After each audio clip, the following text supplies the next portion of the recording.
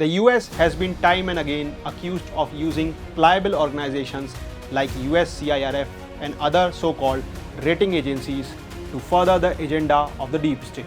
This includes destabilizing nationalist governments who refuse to play ball with the US administration and take dictation from them. This elaborate scheme has been notorious as regime change operations or manufacturing color revolution. Hello and welcome to Think for India. I'm your host Paurush Gupta. In this video, we will discuss about one such notorious US organization named USCIRF. It has recently released a propaganda report expressing concerns on the so-called decline in religious freedoms in India. Let's begin.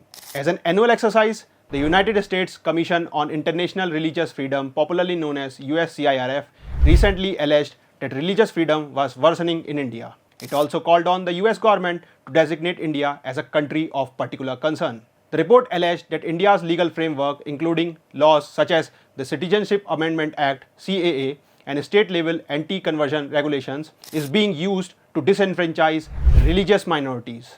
Following the publication of the report, India's Foreign Ministry reacted strongly and dubbed the report as malicious. It also described the USCIRF as a biased organization with a political agenda and also advised it to utilize its time more productively on addressing human rights issues in the United States.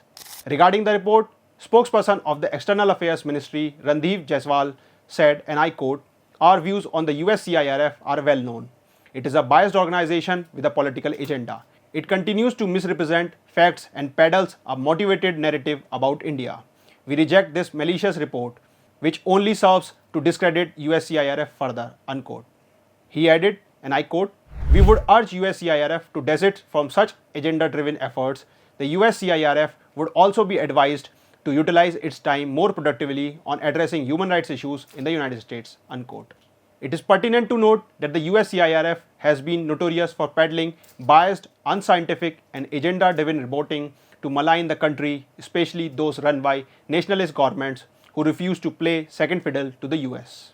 Conspicuously, while it expressed concerns about India's religious freedom, the annual USCIRF report finds no mention of anarchy-gripped Bangladesh, neither in the countries of particular concern nor in the countries recommended to be put under the state's special watch list. The only mention of Bangladesh comes in the reference to Rohingya Muslims. It recommends the US government to work with the Bangladesh government. The Yunus government is accused of being a US puppet installed as part of a color change revolution by the US deep state. There are allegations that the US played a major role in creating the Bangladesh crisis that led to the countless killings of Hindus and their religious persecution. But these allegations gained strength when US President Joe Biden proudly hugged Muhammad Yunus, the de facto leader who replaced Sheikh Hasina, who was obviously the arch nemesis of US. Interestingly, in the context of Bangladesh, the USCIRF report expressed concerns only during Hasina's regime, as she had been a vocal critic of the US meddling and foreign interference. She had blamed the US administration for de-establishing her government and toppling her in a violent coup because she denied to hand them over the Saint Marine Island and compromise on the sovereignty of her country.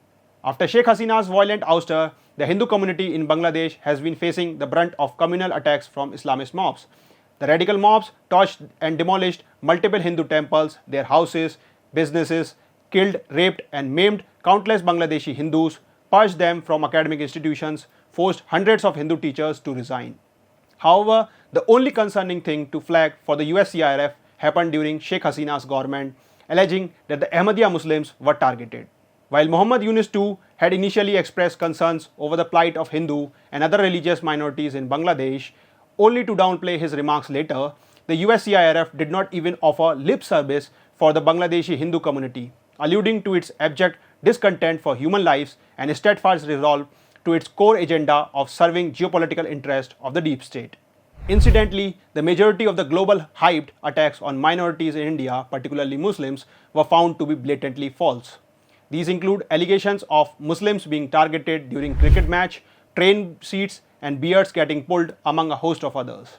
Yet, the US body alleged religious attacks on Muslim minorities in India to further the bogey of Muslim victimhood. On the contrary, the malicious USCIRF report failed to put their smear campaigns against India on test with the fact that how come the so-called victimized minority indulged in wanton violence on trumped up charges and hearsay allegations of blasphemy. While the Muslim victimhood continues to get stream from foreign media, Indian opposition and its supportive ecosystem, it has been providing shield to the dastardly communal attacks like the beheading of a Hindu tailor named Kanhaiya Lal, killings of Umesh Kole, Kamlesh Tiwari, or the communally charged Islamist mobs terrorizing the streets with calls for beheading and chanting Sar.